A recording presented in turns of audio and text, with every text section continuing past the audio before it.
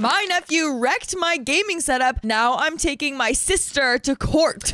That's definitely not a very pro-gamer move. April 11th, 2025. Hi, Reddit. I'm female 25, and I'm honestly at my breaking point with this one. I need outside perspective because my entire family is acting like I'm for standing my ground. By the way, this comes from OKJelly6298, and if you want to submit your own stories, go to the r/OKStorytime subreddit. So, I, 25 female, am a student software developer and pretty serious PC gamer in my free time. I live alone in a one-bedroom apartment that I've spent years making cozy and functional. I saved up for a long time to build my dream PC setup: triple monitors, custom mechanical keyboard, ergonomic chair, the works. Altogether, my rig is worth a bit over $2,000, and I take care of it like it's a dang child. Last weekend, my older sister, 30 female, asked if she could crash at my place for one night because her apartment was being fumigated and her husband was out of town. She has a 3-year-old son, Max, who, let's say, is spirited.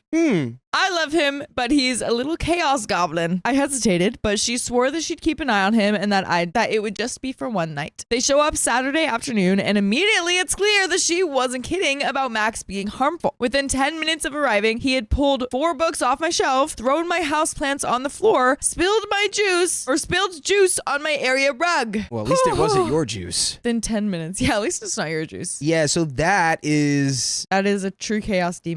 That's a little above my pay grade if that's my place. Yeah, man. I'm like, hey, man, I get it. Yeah. He's 3. He's 3. I can't be letting him damage my abode. Yeah, my exactly. property. I let him in. Okay. I tried to stay chill. He's 3. I get it. But I asked my sister politely to please keep him out of my office where my PC setup is. She rolls her eyes and goes, he's just exploring. He's curious. It's normal. But she closes the office door anyway. Cut to Sunday morning. I wake up to screaming. Max had apparently woken up before his mom, managed to open the office door, and decided that my setup was his new jungle gym. He pulled down one of my monitors, cracking the screen. He stuck crackers into the PC tower's ventilation slots. I'm not kidding. Yanked out my keyboard's keycaps and had colored on my chair with permanent marker. And the cherry on top, he poured apple juice into the tower. Into it. That's bad. Oh, yeah. This isn't like he's spirited. This is like he has like literal behavioral issues. Yeah. And needs to have it addressed by professionals. Absolutely. Because that, or at the very least, like, mom, start parenting your child. Yeah. What are we doing?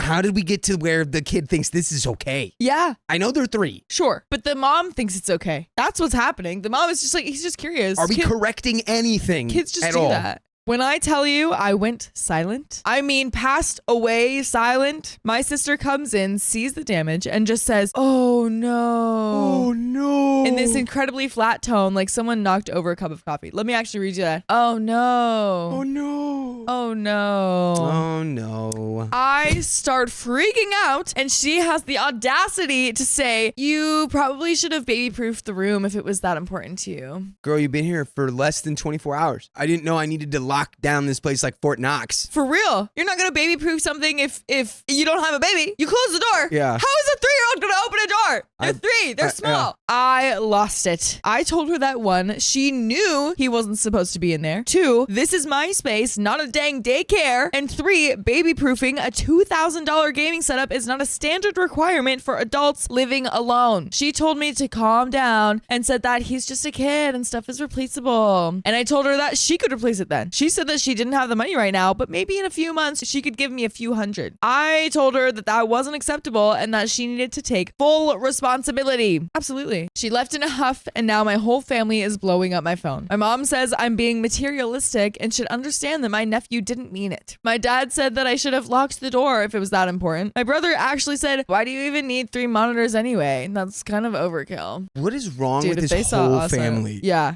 What is going on here? It's absolutely insane. Absolutely insane. I've filed a claim with my insurance, but there's no guarantee it'll be covered since it was technically guest damage. I also told her that if she does not pay up, I'll take her to court for what happened. Now I'm getting texts from my sister demanding an apology for blaming her kid for being curious. I told her that I would drop it if she covered the cost of repairs and placements, or at least met me halfway. And she blocked me. All right, we're going to court. Pack the bags. We're going to court. It's time to lawyer up, girl, and you might want to get some money for that because it's going to now be more expensive because you're going to have to pay for a lawyer and then you're going to have to pay me. Yeah. So am I overreacting if I take my sister to court over this? We do have a small update. Wow. Just wow. 4 hours later, I wake up from my nap to this. Thank you guys. It'll take a bit for me to read all of this. But my sister has still not unblocked me, but her husband reached out to find out what happened. I'm sorry I don't have more to tell yet, but I'll update again when I do. Seriously, thanks for the insights, everyone. My head is a lot clearer now. And we do have another update. I think we know our answer though, right? We don't think it's unreasonable.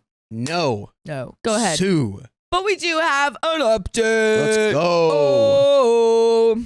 So, hey all, my sister's husband reached out as mentioned earlier, and we're working out a solution if possible. He's been really understanding, and as have all of you. Oh, W brother-in-law, dude. W brother-in-law. Let's go. Also, to clarify the office situation, my 1-bedroom apartment is on the smaller side, 33 meh.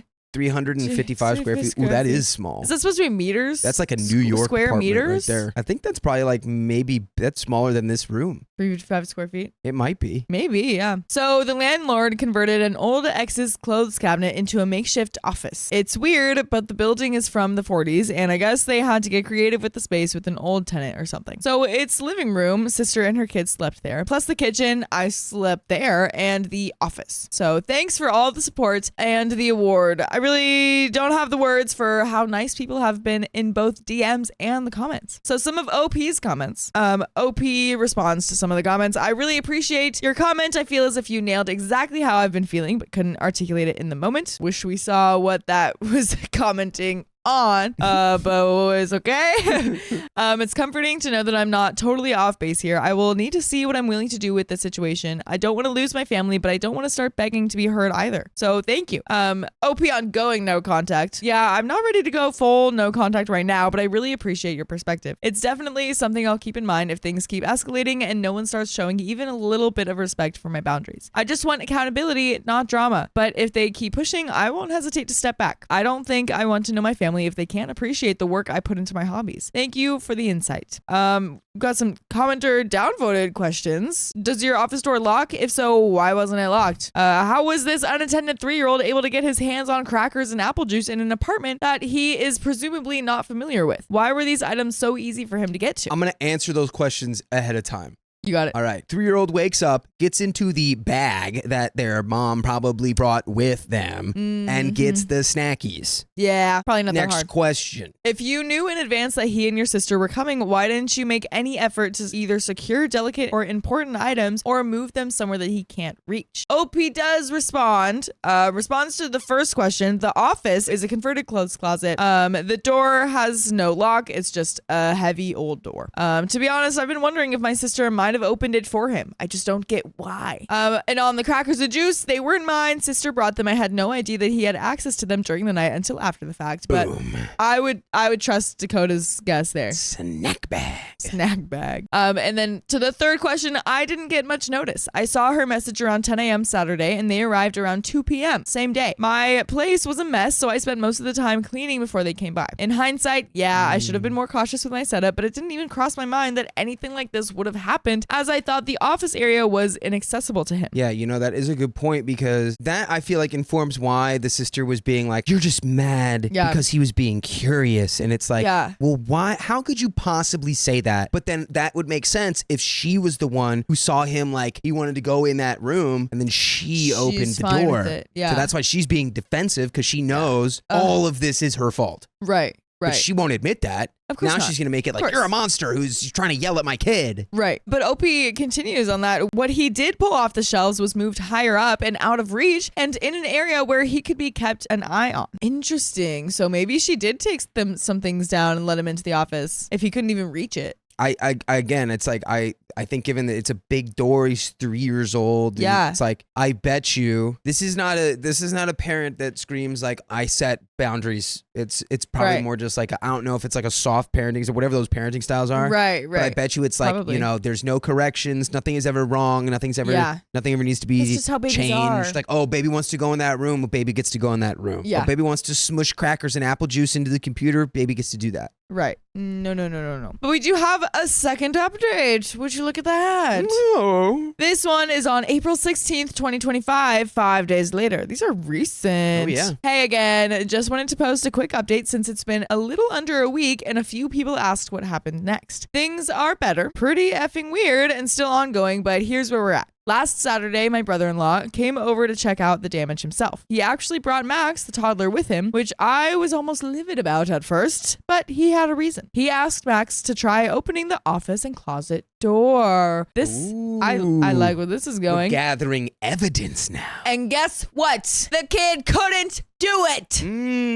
The door was too heavy for him. You can probably guess where this is going. Brother-in-law offered to take my PC to the store that originally built it for me just to see what was fixable. I agreed, but asked for something in writing just so I had some peace of mind. We put together a little agreement that he'd be responsible for it while it was with him. Yeah, it was just a formality and would not hold much merit anywhere, but it helped me feel a little bit more in control. On Monday, he dropped it off at the shop and gave them my number so that they can keep me updated. He also told me that he confronted my sister about how things played out. I sent him my original Reddit post too. He read the comments and apparently showed them to her. She still hasn't unblocked me, and from what I've heard, was not happy about the fact that my brother-in-law is actually listening to me. I also shared the post and some comments with my parents and brother since no one really believed me before. My parents still don't fully get it, but they've at least stopped pushing back. My brother is more understanding now, though for some reason he mostly wanted to talk about how many people saw the post. I don't think either of those three still really care, and I'm fine if they see this. Do better. Anyway, I went to see the PC today, Wednesday here. The shop said that it's mostly salvageable. It needs a very, very careful internal clean and a few fans replaced and some wiring fixed, but overall the main parts survived somehow. Thank goodness. For real. The motherboard.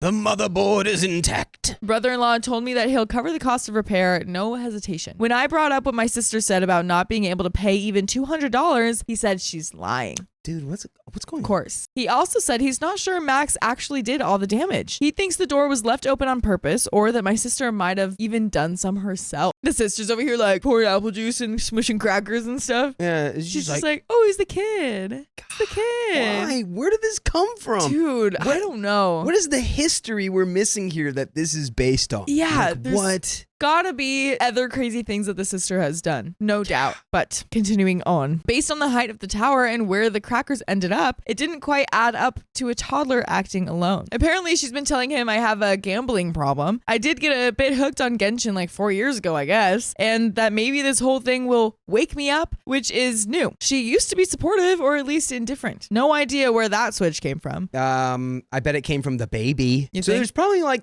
I don't respect your hobby, I don't respect what you like, but I'm also kind of jealous that you lack the responsibilities in your day-to-day that I have to have, namely like my child. So it's like this computer is like an expression of, in a way, your freedoms that I don't have. So I'm going to destroy it because I'm a jealous, vindictive sister.